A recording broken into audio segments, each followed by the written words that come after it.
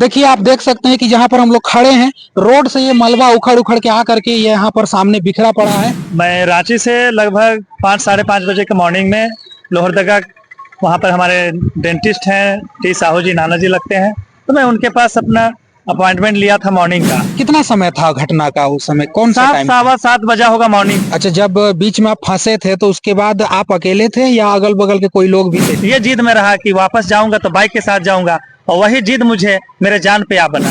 कैसे आप यहाँ से बाहर निकले उसके बाद? तुम बाइक के ऊपर था, बाइक बह गया, तो अब लगा मेरा बाइक बह गया, तो मैं तो बोल रहा है भगवान अब बचाइए, किसी दूत को भेजिए या खुद आइए बचाइए।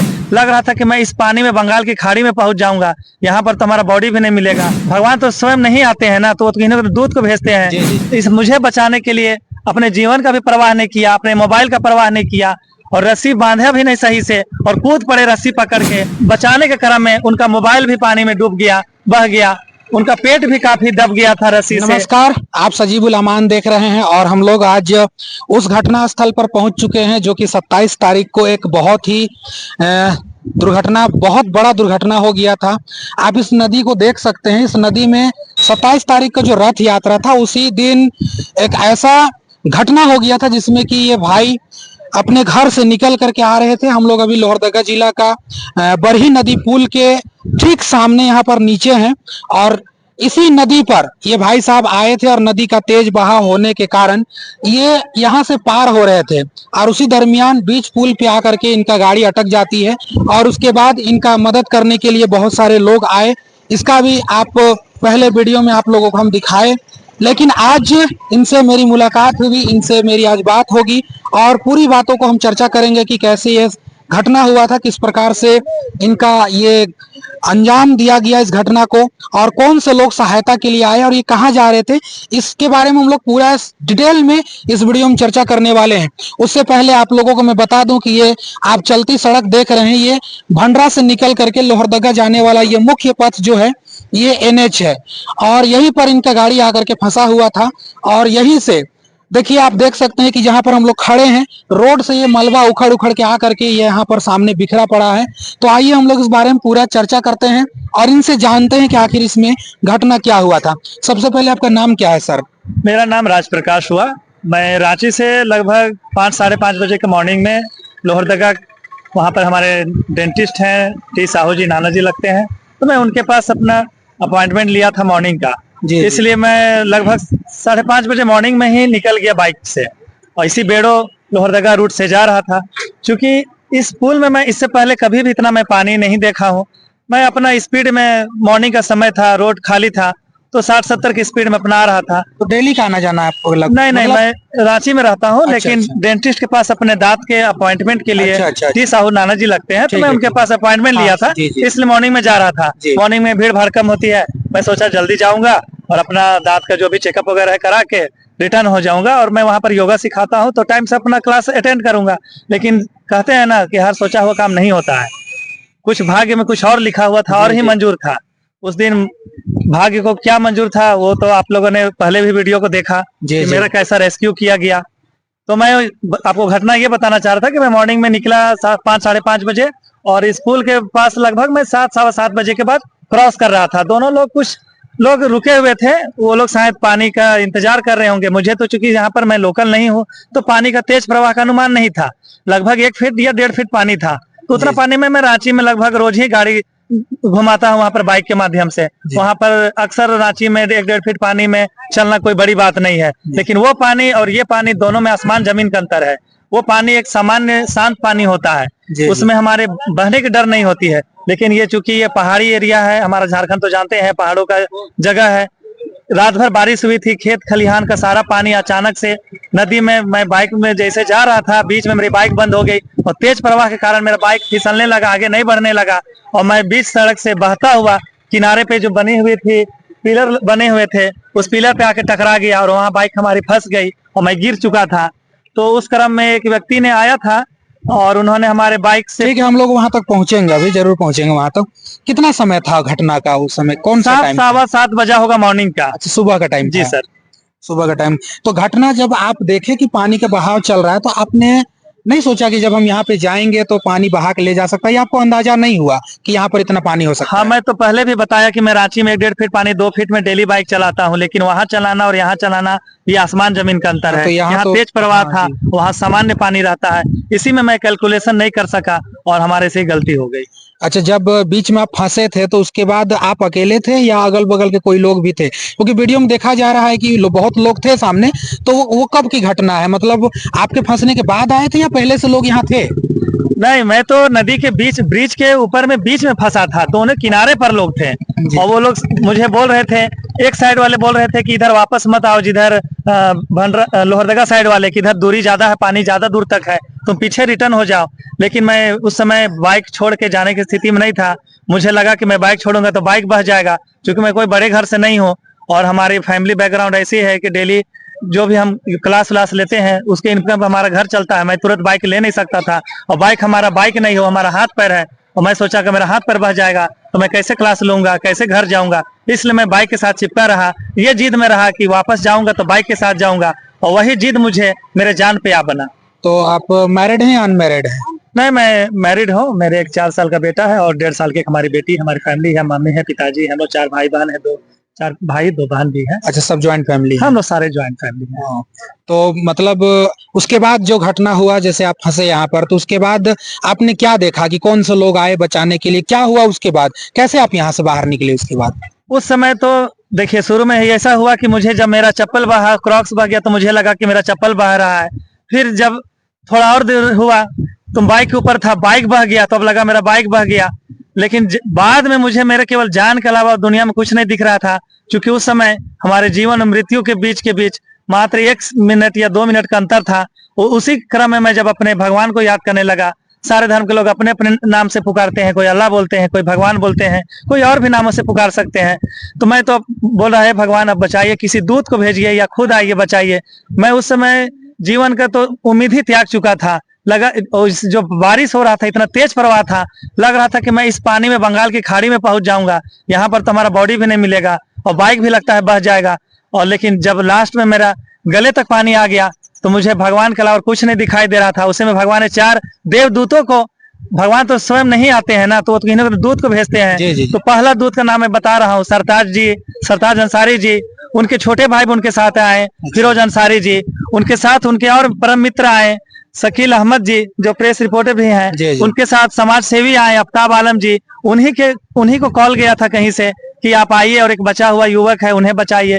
इस चारों के प्रयास से आज आप मुझे देख रहे हैं, जीवित देख रहे हैं। इस चारों का सामूहिक प्रयास रहा और सरताज जी ने तो अपने जिंदगी भी अपने आप को इस मुझे बचाने के लिए अपने जीवन का भी परवाह नहीं किया, अपने मोबाइल का परवाह नहीं किया और रस्सी बांधा भी नहीं सही से और कूद पड़े रस्सी पकड़ के। वो कूदे हुए में अपने कमर में रस्सी बांधे, कमर की जगह में पेट में रस्सी बंधा गया। वो उन्होंने बीच में अपनी गांठ डाली भी नहीं, अपनी सेफ्टी का भी ध्यान नहीं रखा। वो केवल उनका मन में एक ही था ध्यान कि डूबते हुए को बचाना है। अगर ये डूबता हुआ मैं नहीं बचा पाऊं तो अल्लाह मुझे माफ नहीं करेगा। और उस बचाने के क्रम में उनका मोबाइल भी पानी में डूब गया, बह गया। उनका पेट भी काफी दब गया था रस्सी से, क्योंकि उन्होंने रस्सी सावधानी से नहीं बांधा था। हड़बड़ में जैसे तैसे मुझे बचाने के क्रम में पानी में छलांग लगा दी। मुझे पकड़ के 2 बार वो पानी में बहे, अपने जीवन की परवाह किए बिना, अपने फैमिली की, अपने परिवार की परवाह किए बिना वे मुझे 2 बार पानी में बहते बहते बचाए। मेरे में तो ये साहस ही नहीं, ताकत ही नहीं बचा था, क्योंकि मैं आधा घंटा पानी में संघर्ष करते करते थक गया था। उन्होंने पकड़ के मुझे खींच के किनारे पे लेके गया। कितना समय तक पानी? मैं लगभग 20 से 25 मिनट पानी पे रहा हूँगा। जिससे मैं बिल्कुल ठंडा हो गया था, मेरी स्टेमिना खत्म हो गई थी और मैं एकदम कमजोर सा बहने की स्थिति में था। मैं लगता है कि अब प्लास्टिक जैसा हो गया था कि अब बह जाऊंगा, अब तब बह जाऊंगा। मेरा वेट भी लगा कि अब कम हल्का हो गया है। मैं लगता है कि ये जब पकड़े होंगे सरताज जी तो मैं उस समय पानी में बह ही रहा होगा और ये पकड़ के खींच के ले गए। अच्छा, तो वापस जिस समय आप फंसे थे तो अभी एहसास हो रहा था क्या कि अभी हम इस चीज से निकल भी पाएंगे? उम्मीद था, क्योंकि उम्मीद एक आखिरी किरण होती है। जैसे आपका वो समय था, इतना भयावह समय था कि कोई अंदाजा नहीं लगा सकता था कि आप यहाँ से निकल भी पाइएगा। लेकिन जब आप निकले वहां से, तब आप किस तरह से रियलाइज कर रहे थे, क्या महसूस कर रहे थे आप वहाँ?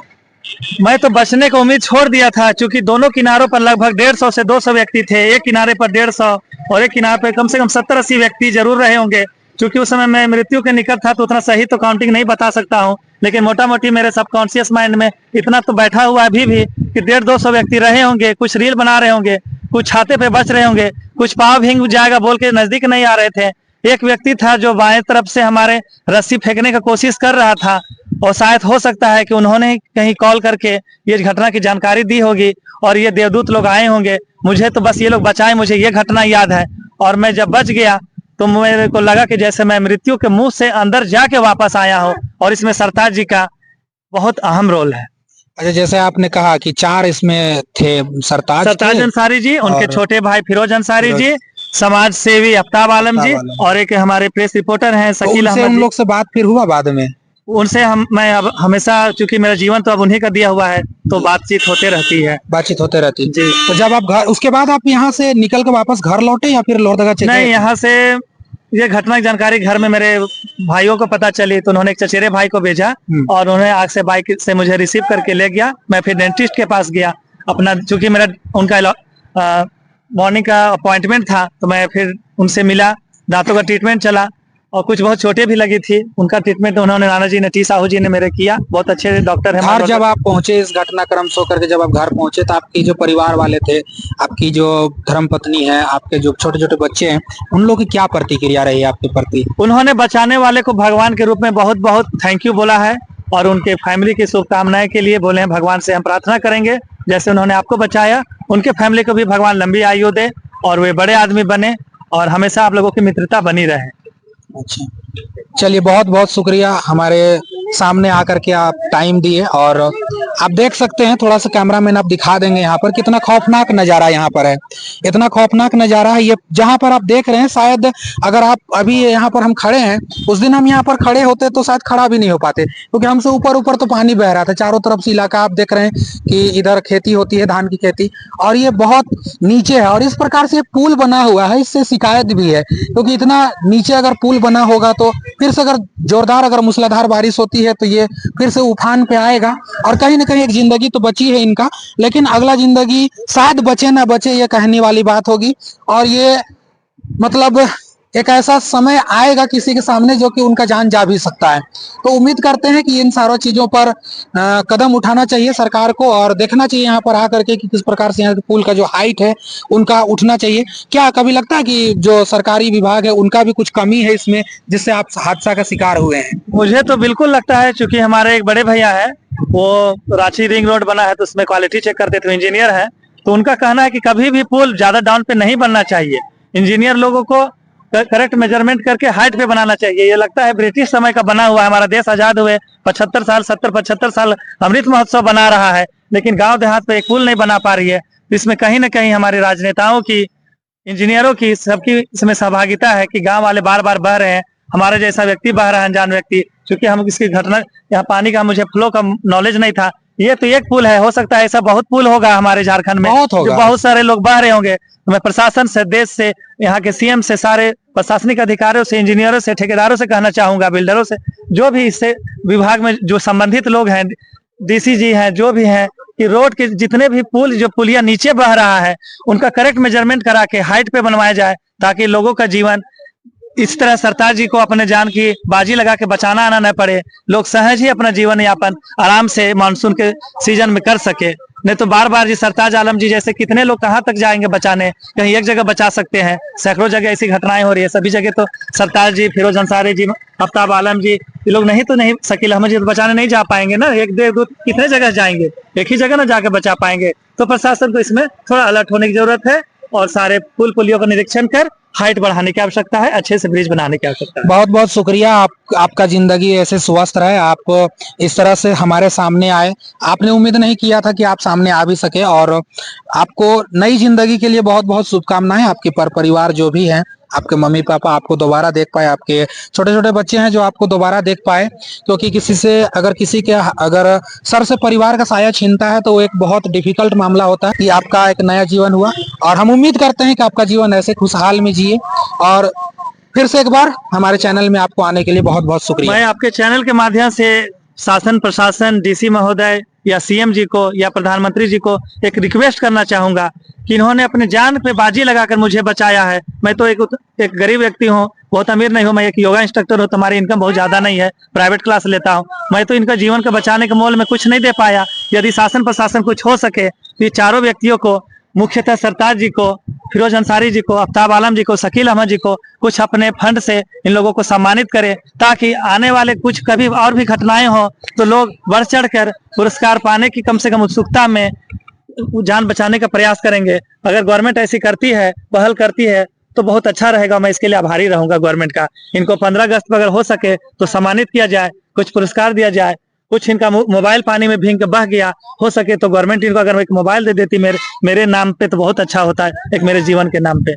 चलिए, बहुत बहुत शुक्रिया। इनका भी कहना है कि ऐसे लोगों पर जरूर कोई ना कोई सम्मानित करना चाहिए, और सम्मानित करने से इनका यही विचार सामने यही समझ में आ रहा है कि ऐसे अगर सम्मानित करते हैं किसी भी व्यक्ति को तो वो और भी अच्छा से अच्छा काम को अंजाम दे सकते हैं। तो ये खास बातचीत आप लोगों को हमने रखा, इनके सामने आप लोगों को हमने सुनाया। चलिए, किसी दूसरे वीडियो में मिलते हैं, तब तक के लिए शुक्रिया। जय हिंद।